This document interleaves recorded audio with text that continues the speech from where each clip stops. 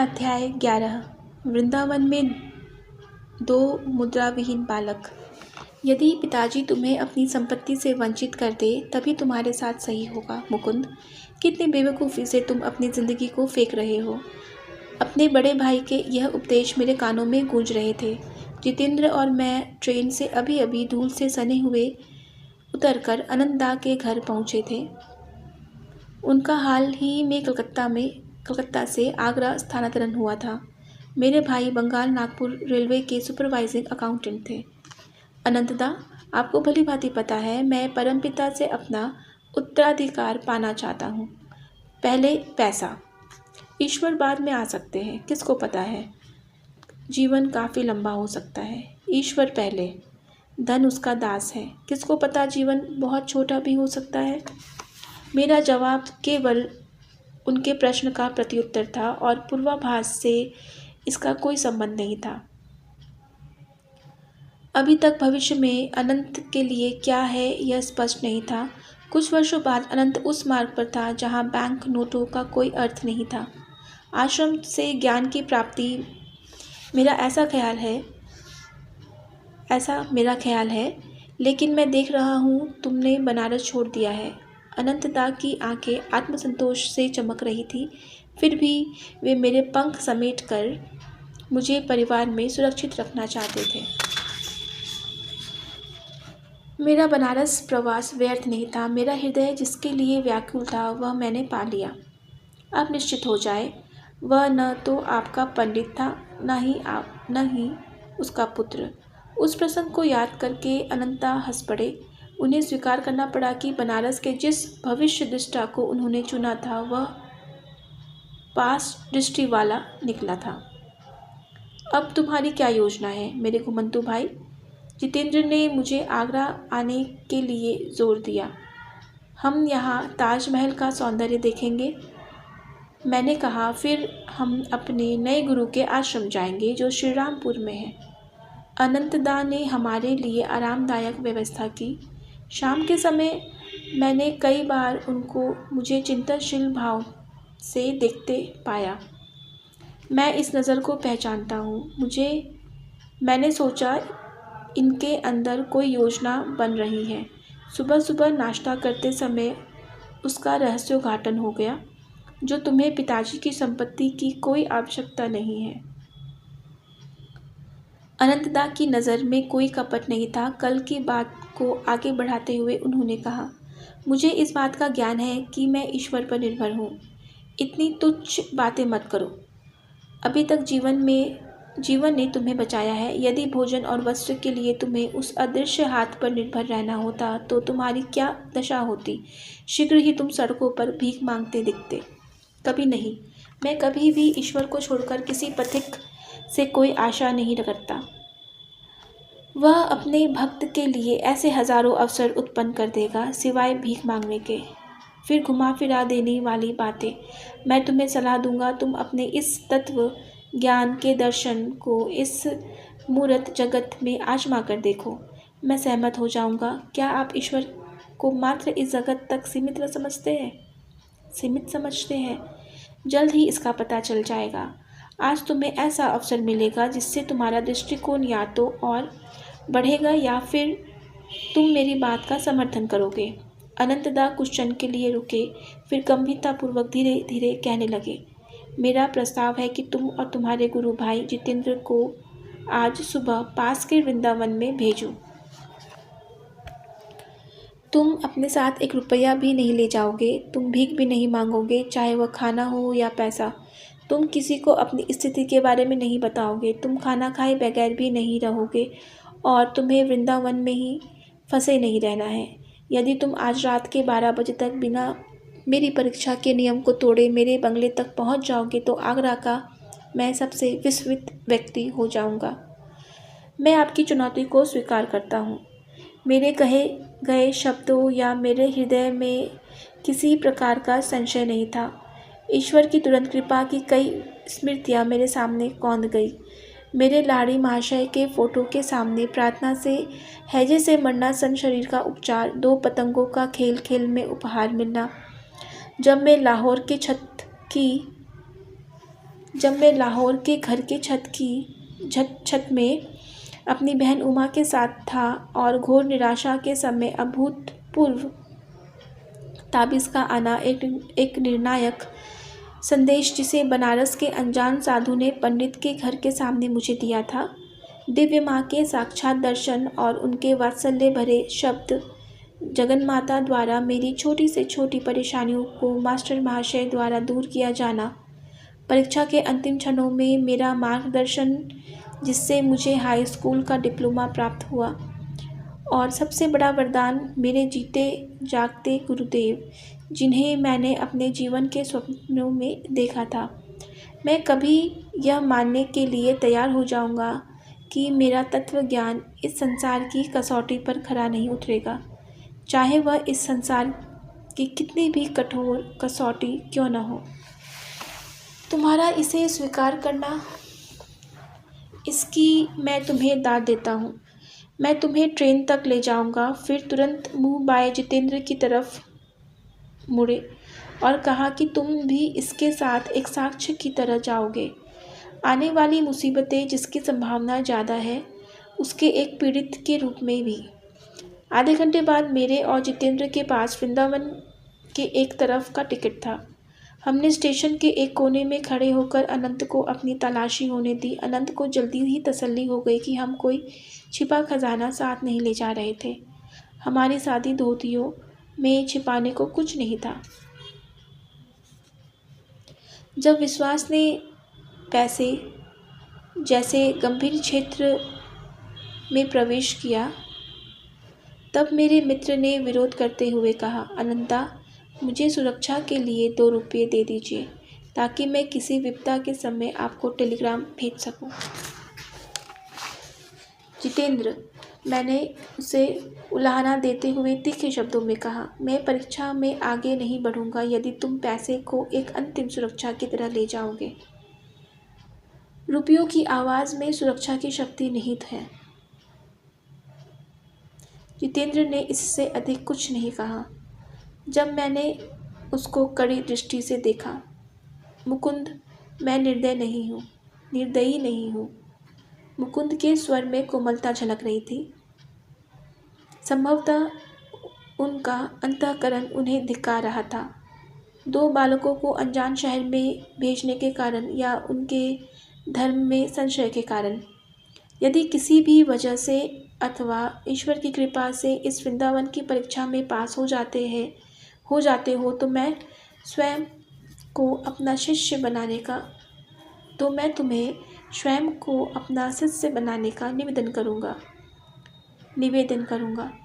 इस असाधारण परिस्थितियों में दिए गए उनके वचन में विसंगति थी। भारतीय परिवार में बड़ा भाई शायद ही अपने छोटे के आगे झुकता है। वह पिता के बाद आदर और आज्ञा देने का अधिकार रखता है। लेकिन मेरे पास कहने का समय नहीं था क्योंकि ट्रेन के छूटने का समय हो गया था। जितेंद्र उदास होकर शांत बैठा था। ट्रेन मीलों दूर जा चुकी थी। अंत में वह हिला और मेरी ओर झांकते हुए उसने मुझे चुटकी काटते हुए कहा, हमारे अगले भोजन व्यवस्था के लिए मुझे नहीं लगता ईश्वर कुछ करने वाले हैं। शांत रहो शक्की थॉमस, ईश्वर हमारे साथ काम कर रहे हैं। क्या तुम उन्हें जल्दी करने के लिए कहोगे? मैं खाने के बारे में सोचकर ही भूख से मरा जा रहा हूँ। मुझे बनारस ताजमहल के मकबरे को देखने के लिए छोड़ा था, अपने मकबरे में जाने के लिए नहीं। खुश हो जाओ जितेंद्र, क्या हम पवित्र वृंदावन के आश्चर्य भरे दर्शन के लिए नहीं जा रहे? मैं यह सोच खुशी में डूबा जा रहा हूँ कि हम भगवान कृष्ण द्वारा प्रज्वलित भूमि पर चलने जा रहे हैं। हमारे डिब्बे का दरवाज़ा खुला। 2 व्यक्तियों ने उसमें प्रवेश किया। हमारा अगला स्टेशन अंतिम स्टेशन होगा। बच्चों, क्या वृंदावन में तुम्हारा कोई मित्र है? मेरे सामने बैठा व्यक्ति हम में आश्चर्यजनक रुचि ले रहा था। इससे आपको क्या मतलब? मैंने बड़े रूखेपन से जवाब देते हुए अपना मुंह दूसरी तरफ फेर लिया।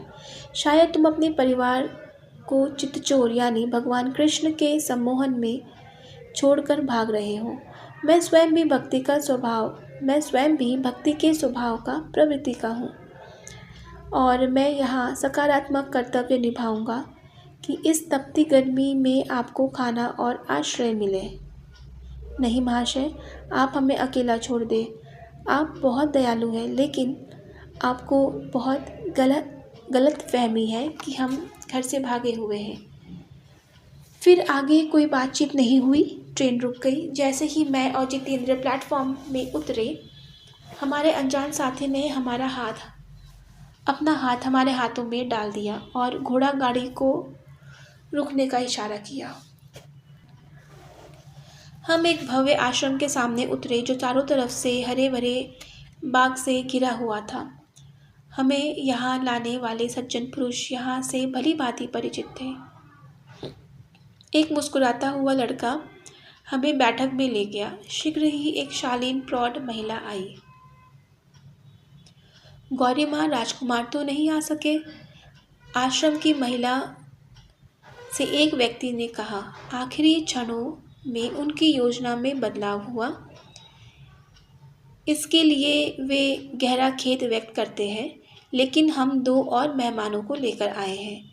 जैसे ही मैं ट्रेन पर चढ़ा, मैं उनकी ओर कृष्ण भक्त की तरह आकर्षित हुआ।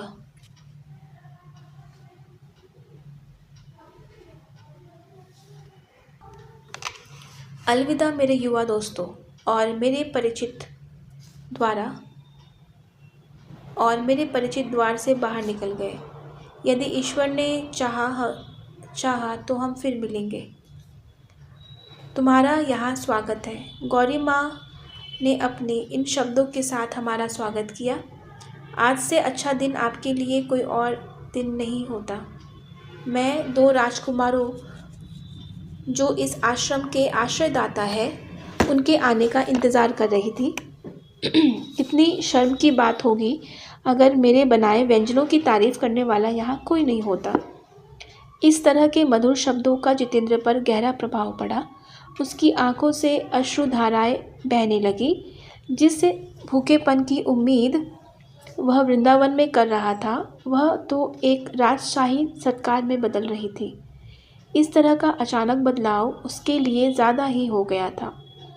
मेरे मेज़बान ने उत्सुकता से उसे देखा, लेकिन कुछ नहीं कहा।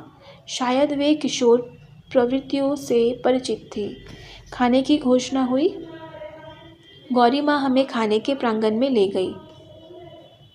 बरामदा स्वादिष्ट व्यंजनों की खुशबू से तर था। वे बगल की रसोई में चली गई। मैं इस समय के बारे में पहले से ही सोच रहा था। जितेंद्र के शरीर पर योग्य स्थान चुनकर मैंने उसे चुटकी काटी, जैसे ट्रेन में उसने मुझे काटी थी। संदेह कर रहे थे थॉमस, ईश्वर भी ज़रा जल्दी में काम करते हैं। गौरी माँ पंखा लेकर लौटी। वे हमारे ऊपर भारतीय परंपरा के अनुसार पंखा झुलाती रही जब हम सुसज्जित आसन पर बैठे। आश्रम के शिष्य करीब 30 एक व्यंजनों के साथ साथ देते जा रहे थे। एक खाना नहीं, बल्कि इसे एक राजसी भोग कहना ज़्यादा उचित होगा। जब से हमने इस धरा पर जन्म लिया, इससे स्वादिष्ट भोजन हमने कभी नहीं खाया था। आदरणीय माताजी, व्यंजन सचमुच राजकुमारों के योग्य है। आपके राजसी संरक्षकों को इससे ज़्यादा स्वादिष्ट क्या लगा जो यहाँ नहीं आए? मैं इसकी कल्पना नहीं कर सकता। आपने हमें जीवन की अविस्मरणीय स्मृति दे दी है। अनंत की शर्त के अनुसार हम सौम्य महिला को यह नहीं बता सकते थे कि हमारा ऐसा कहने का दुगना महत्व था, लेकिन हमारे उद्गार सच्चे थे। हमने उनसे आशीर्वाद लेकर फिर आने के निमंत्रण के साथ विदा ली।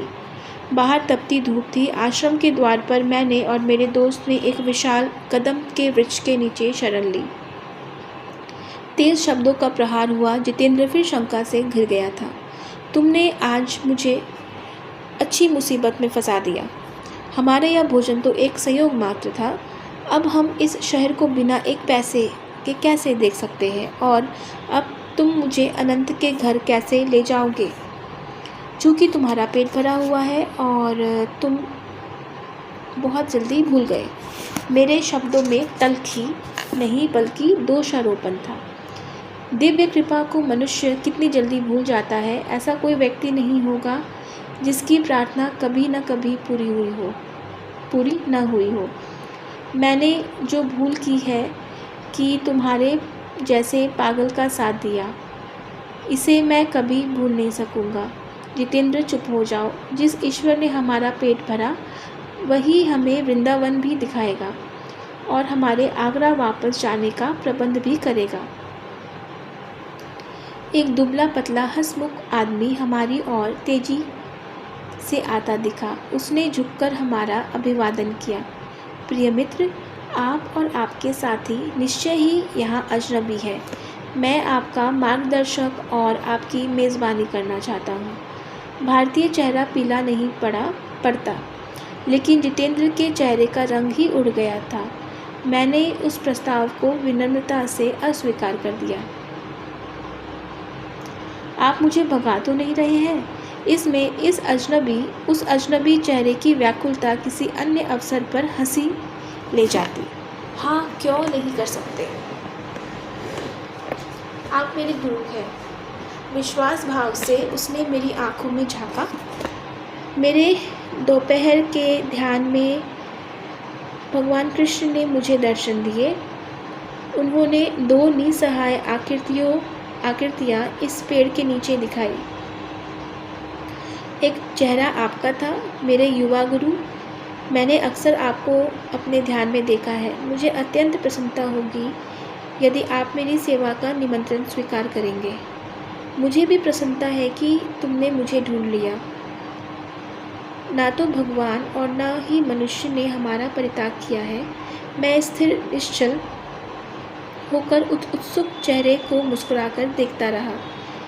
एक अंदर के प्रणाम ने मुझे दिव्य चरणों के कदमों में डाल दिया। प्रिय मित्र, क्या आप अपने आगमन से मेरे घर को पवित्र नहीं करेंगे? आप दयालु हैं, मगर हम ऐसा नहीं कर सकते। पहले से ही हम आगरा में अपने भाई के अतिथि हैं। कम से कम मुझे आपके साथ वृंदावन घूमने की यादें तो देते जाइए। मैं सहर्ष तैयार हो गया। उस युवा व्यक्ति ने अपना नाम प्रताप चटर्जी बताया। उसने एक घोड़ा गाड़ी मंगवाई। हमने मदन मोहन मंदिर और अन्य कृष्ण मंदिरों के दर्शन किए। रात हो चुकी थी जब हम मंदिरों के दर्शन कर रहे थे। क्षमा कीजिए, मैं थोड़ा संदेश लेकर आता हूँ। प्रताप स्टेशन के समीप एक दुकान पर गया। मैं और जितेंद्र चौड़ी सड़क पर टहलते रहे। कुछ मौसम सुहावना होने के कारण सड़क में भीड़ थी। हमारे मित्र ने आने में कुछ देर तो की, मगर जब आया तो मिठाइयों के ढेर सारे उपहार लेकर आया।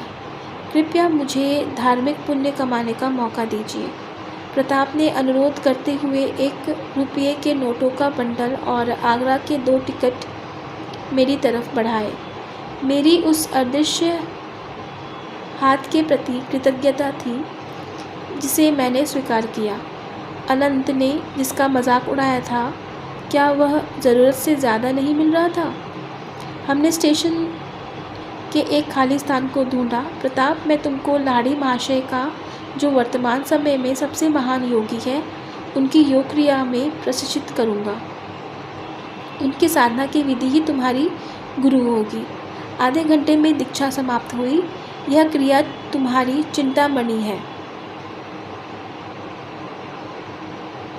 चिंतामणि मतलब आध्यात्मिक रत्न जो इच्छाएं पूरी करती है। मैंने नए शिष्य को कहा, तकनीक जो सरल प्रतीत होती है, इसके अंदर मनुष्य के आध्यात्मिक विकास को तेजी से बढ़ाने की शक्ति है। हिंदू शास्त्र के अनुसार जन्म लेने वाली आत्मा को माया से मुक्त होने में 10 लाख वर्ष लगते हैं। क्रिया योग द्वारा प्रकृति की तय सीमा छोटी हो जाती है, जैसे कि जगदीश चंद्र बोस ने दिखाया। कि पौधों के विकास को उनकी सामान्य विकास गति से कहीं अधिक तेज़ी से किया जा सकता है, उसी प्रकार मनुष्य के मनोवैज्ञानिक विकास को भी वैज्ञानिक तरीकों से बढ़ाया जा सकता है। अपनी साधना निष्ठापूर्वक करो, तब तुम्हें गुरुजनों के गुरु मिल जाएंगे। इस यौगिक कुंजी को, जिसे मैं बहुत समय से ढूंढ रहा था, उसे पाकर जैसे मैं दूसरे लोक में पहुंच गया हूँ। प्रताप ने गंभीर होकर विचार करते हुए कहा, इसके प्रभाव से मैं अपनी संवेदनशील इंद्रियों के बंधन से मुक्त होकर ऊंची अनुभूतियों का अनुभव करूँगा। भगवान कृष्ण का मेरे अंतर्मन में दर्शन का अर्थ है मेरा परम मंगल। हम थोड़ी देर के लिए शांत बैठे रहे, फिर धीरे धीरे स्टेशन की ओर बढ़े। मेरे अंदर आनंद प्रफुल्लित हो रहा था। जब मैं ट्रेन में बैठा तब जितेंद्र के लिए यह रोने का समय था। मेरी आत्मीयता भरी विदाई लेते समय मेरे दोनों मित्र सुबक सुबक कर रो रहे थे। इस यात्रा ने फिर जितेंद्र को बहुत दुख में डुबो दिया, लेकिन इस बार अपने लिए नहीं वरन अपने विरुद्ध। मेरा विश्वास कितना उथला है, मेरा हृदय पत्थर समान है। मैं भविष्य में कभी भी ईश्वर की सुरक्षा पर संदेह नहीं करूँगा। मध्य रात्रि होने वाली थी।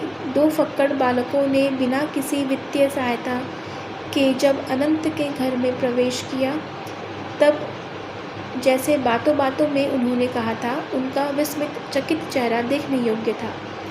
मैंने चुपके से मेज के ऊपर एक एक के नोटों की वर्षा कर दी। जितेंद्र, सच सच बताओ, अनंत ने मजाक करते हुए बोला, क्या इस लड़के ने रास्ते में किसी को लूटा तो नहीं? लेकिन जैसे जैसे कहानी खुलती गई, मेरे भाई का चेहरा पहले शांत फिर गंभीर हो गया। मांग और पूर्ति का नियम, जैसा मैंने सोचा था, उससे भी कहीं अधिक सूक्ष्म स्तर पर काम करता है। अनंत ने इतने अधिक आध्यात्मिक उत्साह से कहा, जिसे मैंने आज से पहले कभी नहीं देखा था। मुझे पहली बार समझ आ रहा है कि तिजोरी और सामान्य सांसारिक वस्तुओं के एकत्रित करने में तुम्हारी रुचि क्यों नहीं रही। काफ़ी देर हो चुकी थी। मेरे भाई ने मुझे क्रिया योग में दीक्षा देने को कहा। गुरु मुकुंद को एक ही दिन में बिना ढूंढे 2 शिष्यों को दीक्षा देने का भार आया। अगले दिन का नाश्ता ऐसे मधुर और मिलनसार वातावरण में किया गया जिसको पहले दिन नहीं देखा गया था। तुम ताज देखने से वंचित नहीं रहोगे, मैंने जितेंद्र की तरफ मुस्कुराते हुए कहा। चलो, श्रीरामपुर जाने से पहले ताजमहल को देखने चलते हैं। अनंत से विदा लेने के बाद जल्दी ही हम आगरा के गौरव ताजमहल पहुँचे।